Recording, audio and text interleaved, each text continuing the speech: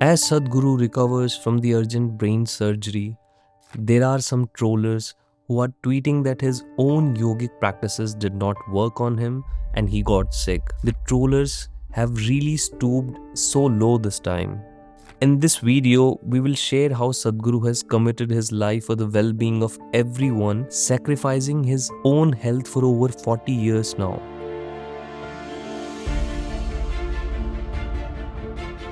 And this is not the first time he has suffered because of his commitment and sacrifices. During the consecration of Dhyanalinga, Sadhguru did not pay much attention to his physical well-being, and the process of creating and consecrating Dhyanalinga was so exhausting that Sadhguru became very sick. In the process of consecrating the lingam, I use my body and my energy so blatantly. Those who have seen me before, or if you see my pictures, you will see in just about 8 to 9 months, I aged almost 25 to 30 years. Second time was when in 2003-2004, Sadhguru suffered a serious malaria infection and had a temperature for more than a month. He spoke about this on the Joe Rogan Experience podcast. Even his lymph nodes were swollen up and he was in excruciating pain. But for weeks, he kept pushing himself, and while he had the temperature and fever, he kept on working and meeting all the work commitments. Then finally, doctors said that this can be fatal and you need to undergo a surgery immediately. Sadhguru, instead of undergoing a surgery, stayed in isolation for a few days, and when he felt little better, he went to Kailash, where he healed completely. In 21 days, I was in Kailash, trekked.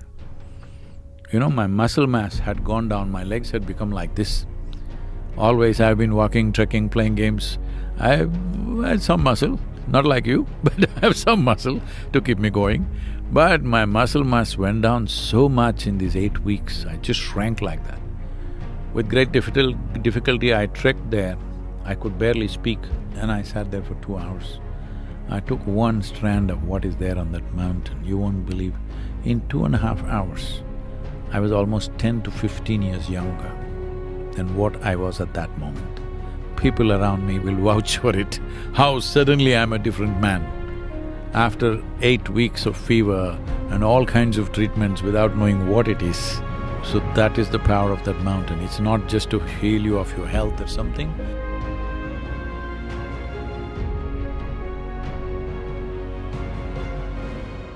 The third major health concern was when right towards the end of Safe Soil movement, where he rode non-stop for 30,000 kilometers on his bike, Sadhguru became very sick.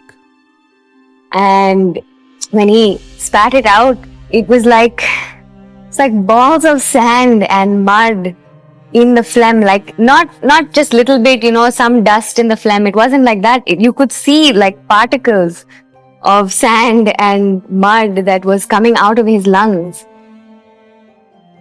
I never even knew that much sand can go into somebody's lungs and that it can come out like this.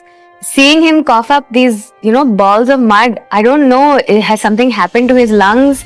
Is it, is it like a serious thing? Do we need to get a doctor to look at his lungs? Like, what is the situation? I don't even know. All I know is he's coughing, he's losing his voice, he's not able to speak for more than a few minutes at a time. And even when he speaks kind of softly. And then we're trying to check, are you okay? Can we get you some medicine? Can we do something? He said, no, I'm fine. You leave this, you go check, make sure everybody else has eaten, make sure everybody else is okay. And fourth time is now. The latest update of Sadhguru's health is that he is recovering well and resting now. It's a much needed break for Sadhguru. For more than 40 years, Sadhguru has been incessantly working with incredible enthusiasm and a sense of urgency that is rare to find. He has shown what a human being's peak can be. For all Ishas, this is the time that will test all that our Guru has prepared us for.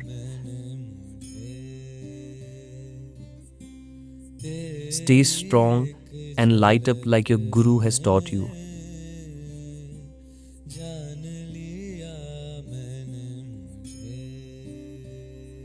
hesitate to say this, because the word will spread and spoil my reputation. This will be very hard for you to digest. I'm devoted to you.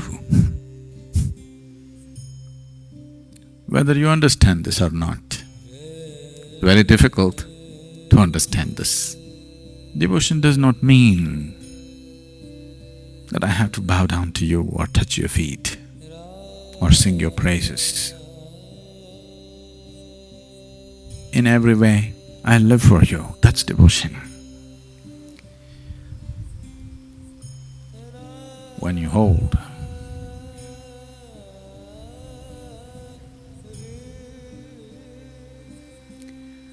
someone's well-being above your own, that's devotion. तेरा मेरा ये कैसा नाता समझ में ना रहा,